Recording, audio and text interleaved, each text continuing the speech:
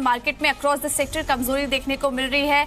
Nifty 9900 के नीचे फिसल चुका है और सबसे ज्यादा कमजोरी फार्मा, बैंक और रियल्टी शेयरों में देखने को मिल रही है। एक बार बाजार का हाल ले लेते हैं। सेंसेक्स इस वक्त 200 अंकों से ज्यादा की कमजोरी और निफ्टी भी करीब 90 अंकों से ज्यादा की कमजोरी देखने को मिल रही है। और मिड कैप स्मॉल कैप का हाल ले तो यहां पर भी कमजोरी देखने को मिल रही है। मिड कैप में 145, वहीं स्मॉल कैप में करीब 150 अंकों की कमजोरी देखने को मिल रही है। एक बार मिड कैप शेयरों का हाल जान लेते हैं।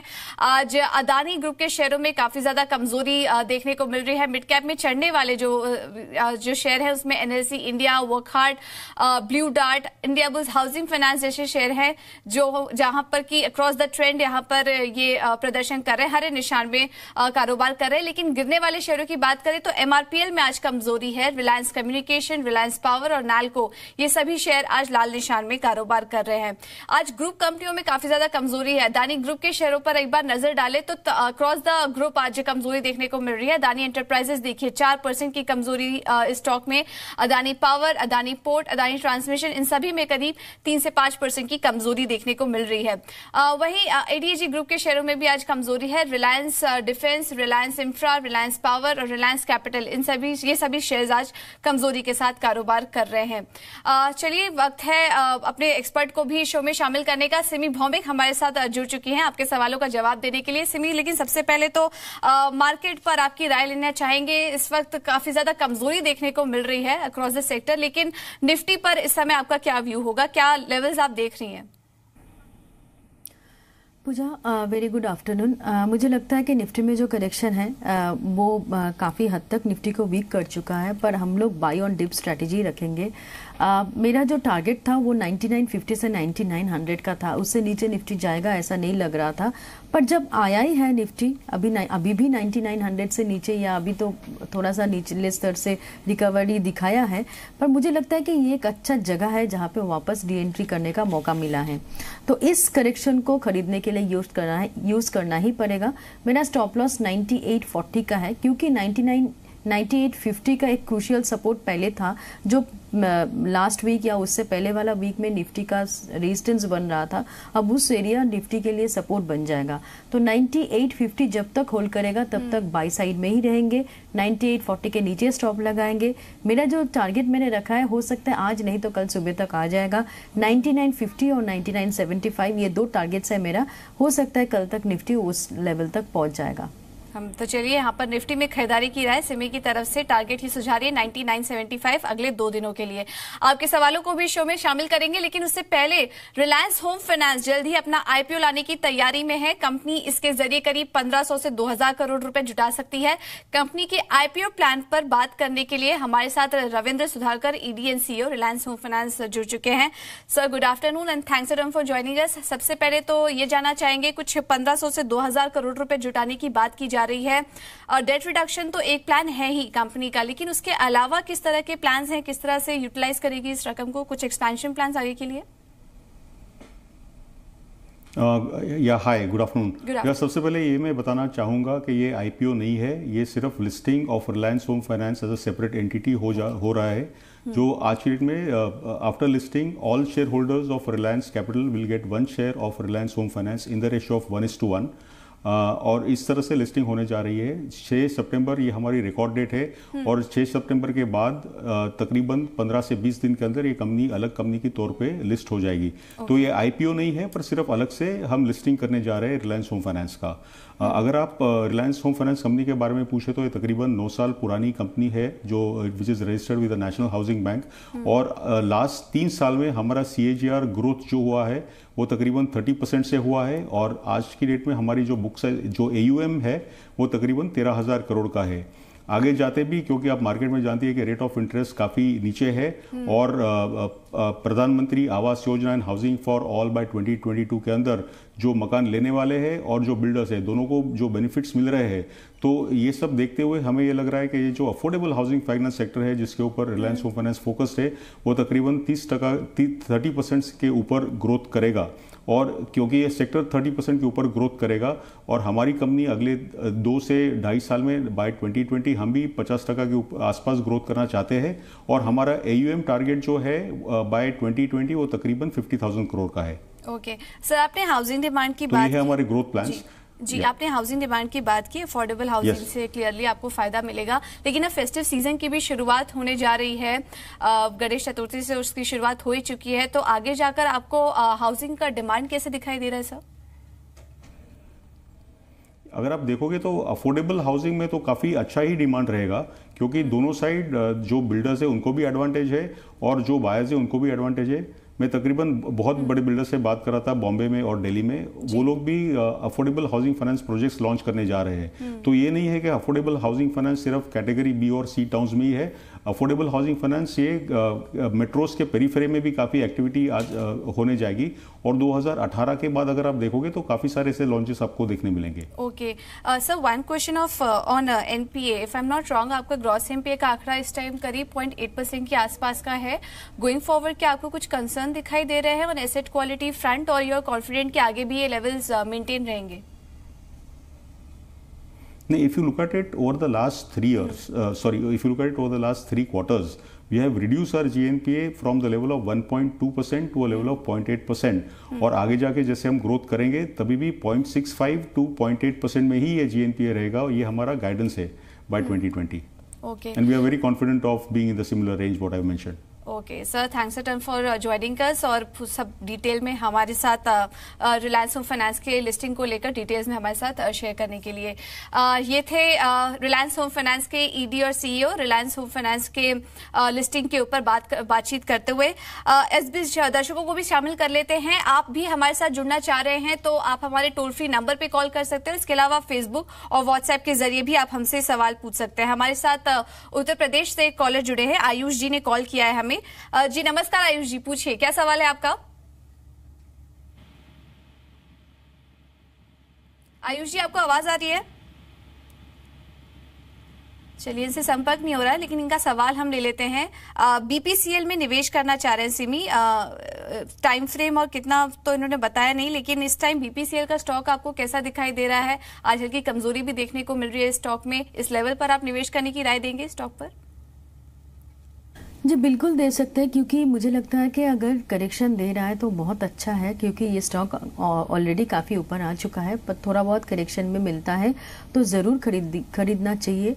पर उनका नज़रिया, उनका टाइम फ्रेम कितना ही बहुत सोचना पड़ेगा। बहुत ही शॉर्ट टर्म के लिए ले रहे हैं तो 500 के ऊपर थोड़ा सा मुझे लगता है कि थोड़ा सा रिस्की हो जाएगा। अगर यहाँ से कोई लॉन्ग टर्म या मीडियम टर्म के लिए सोच रहे हैं तो मुझे नहीं लगता है कि कोई प्रॉब्लम है। 500 के आसपास भी खरीदिए, उससे थोड़ा सा नीचे भी जाता है तो भी खरीदिए। ये अच्छा स्टॉक है, अच्छा रिटर्न आपको दे सकता है। मीडियम टर्म लॉन्ग टर्म नजरिया रखिए और बने रहिए या खरीदिए, कोई प्रॉब्लम नहीं। ओके, तो मीडियम से लॉन्ग टर्म का नजरिया है तो बीपीसीएल में बने रहने की, बीपीसीएल में निवेश करने की राय होगी। चलिए, यूपी मथुरा से ही एक और दर्शक जुड़े हैं हमारे साथ, वरुण जी ने कॉल किया है हमें। नमस्कार वरुण, पूछिए। Good afternoon ma'am. Good afternoon. मेरे दो सवाल है। एक, मैंने जियोजीत फाइनेंशियल सर्विसेज से 104 रुपए पे 100 शेयर लिए। ओके। और एक ग्लोबल ऑफशोर है 68 रुपए पे 50 शेयर। 68 रुपए पे लिया आपने? और ये ग्लोबल ऑफशोर की जनरल मीटिंग भी है 39वीं 28 सितंबर को, तो कुछ बचा है इस कंपनी में आप होल्ड करने के लिए? राय दिलवा देते हैं आपको। एक जियोजीत में तो आपको हल्का मुनाफा हो रहा है, ग्लोबल ऑफशोर में भी राय दिलवा देते हैं। सिमी, क्या राय देंगी ग्लोबल ऑफशोर में और जियोजीत में? जियोजीत इन्होंने करीब 104 के लेवल पर लिया था, हल्का मुनाफा हो रहा है, तो क्या बने रहना चाहिए स्टॉक में? पहले तो जियोजीत के बारे में ही मैं बता दूं, क्योंकि चार्ट काफ़ी स्ट्रांग है। मुझे लगता है कि फाइनेंशियल में जो भी स्टॉक, ये जो मतलब ब्रोकरेज हाउस है, जितना भी स्टॉक लिस्टेड है पूजा, इसमें सबसे ज़्यादा अच्छा मुझे जियोजीत ही लगता है। चार्ट्स भी अच्छा है, फंडामेंटली भी स्ट्रांग है। मुझे लगता है कि जियोजीत के लिए कोई परेशानी नहीं, उनको मैं होल्ड करने का सलाह दे रही हूँ। और मैं यही कहूँगी कि कोई छोटा मोटा डिप मिलता है तो खरीद लीजिए वापस, कोई प्रॉब्लम नहीं है। रहा सवाल ग्लोबल ऑफशोर की, तो मुझे लगता है कि इस स्टॉक में तो मुझे प्रॉब्लम नज़र आता है, क्योंकि रिसेंट पास में कोई अच्छा बड़ा रैली नहीं देखा है। इनफैक्ट ऑल टाइम लो में है ये स्टॉक, और मुझे नहीं लगता है कि बहुत जल्दी कोई जो स्थिति है ये सुधारने वाला है। तो ग्लोबल ऑफशोर से निकल जाना ही चाहिए। अभी बीच में थोड़ा सा ऑफशोर स्टॉक मतलब थोड़ा बहुत मूवमेंट तो दिखा रहा है, पर मुझे लगता है कि ग्लोबल ऑफशोर उसमें पार्टिसिपेट नहीं कर रहा है, इसलिए इस स्टॉक से फोकस निकाल के कोई दूसरा में जाइए। अबाउन ऑफशोर है, उसमें थोड़ा बहुत रिकवरी का सिग्नल है, वो आप ले सकते हैं। या मेरा फेवरेट है पूरा सेक्टर में सेलन एक्सप्लोरेशन, वो स्टॉक भी देख सकते हैं। मुझे लगता है कि इस दोनों में आपको अच्छा मतलब मुनाफा मिल सकता है शॉर्ट टर्म में। ग्लोबल ऑफशोर मुझे टेक्निकली अच्छा नहीं लगा। ओके, तो ग्लोबल ऑफशोर से तो एग्जिट करने की राय। इसके अलावा 2 स्टॉक्स आपको सजेस्ट किए हैं, आप वहां निवेश कर सकते हैं। जियोजीत पीएनबी यहाँ पर होल्ड करने की राय होगी। अगले दर्शक अहमदाबाद से जुड़े हैं हमारे साथ, सुजीत जी ने कॉल किया है हमें। नमस्कार सुजीत। हाँ मैडम जी नमस्कार, पूछिए कौन सा शेयर है आपके पास? हाँ मैडम, मेरे पास ये केशोरम के शेयर है 165 में। ओके, काफी नुकसान हो चुका है आपको, अब बने गुड आफ्टरनून, मैं सुजीत जायसवाल बोल रहा हूँ अहमदाबाद से। जी जी मैडम, मेरे पास केशोराम के 100 शेयर है 5 के। हाँ जी, राय दिलवा देते हैं। आप बने रह सकते हैं क्या इस स्टॉक में? आपको नुकसान काफी हो चुका है अभी। चलिए, इनसे संपर्क नहीं हो पा रहा है। सिमी, इनके पास केशोराम इंडस्ट्रीज के हैं, टाइम ये मेंशन नहीं कर पा रहे अभी कितने समय होल्ड और कर सकते हैं, लेकिन नुकसान इनको काफी हो चुका है यहाँ पर। आप क्या सजेस्ट करेंगी? आज भी ये स्टॉक इनफैक्ट 3% कमजोर है, क्या राय देंगे आप? हाँ जी बिल्कुल पूजा, स्टॉक थोड़ा सा वीक है, पर चार्ट में मुझे लगता है कि एकदम रिकवर नहीं करेगा ऐसा नहीं है। चार्ट में रिकवरी का सिग्नल है। मैं उनको सिर्फ एक स्टॉप लॉस देने के लिए कहूंगी और उम्मीद रखती हूँ कि ये स्टॉक उस सपोर्ट को होल्ड करेगा। शॉर्ट टर्म का सपोर्ट 138 से 35 के बीच में है। ये स्टॉक अभी 138 के आसपास ही मेंटेन कर रहा है। अगर 135 के नीचे नहीं गया और वहां पे क्लोजिंग नहीं दिया, 2 ट्रेडिंग सेशन 135 के नीचे चला गया, तो मेरा ये व्यू नेगेटिव हो जाएगा। नहीं तो इस जगह से इस स्टॉक को वापस रिकवर करना है। टेक्निकल चार्ट काफी स्ट्रांग है वैसे, तो मुझे लगता है कि उनको और थोड़ा सा 1-2 दिन के लिए इंतजार करना ही है। वेट कीजिए, 130 के नीचे मैक्सिमम आपको स्टॉप लॉस लगाना पड़ेगा और आप बने रहिए। ओके, तो 130 के स्टॉप लॉस के साथ होल्ड करने की राय होगी केशोराम इंडस्ट्रीज में। अगले दर्शक वाराणसी से जुड़े हैं, अवनीश जी ने फोन लाइन के जरिए हमारे साथ जुड़े हैं। पूछिए अवनीश। हाँ जी, good afternoon ma'am. Good afternoon, पूछिए। एक्चुअली मैम मेरे 2 सवाल हैं। पहला, मैंने पीसी ज्वेलर्स को बाई किया है 150 शेयर्स एट 360 रुपीज। हाल ही में किया है क्या आपने बाई?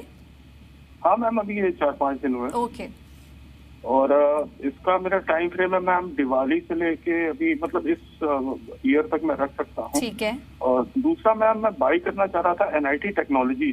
टेक्नोलॉजीज, ओके जी, ठीक है। तो आप एक बार बता दें। बिल्कुल बिल्कुल, राय दिलवा देते हैं। सिमी, 2 सवाल है इनके। पीसी ज्वेलर्स ये अभी 1 साल के लिए और से दिसंबर तक और होल्ड कर सकते हैं।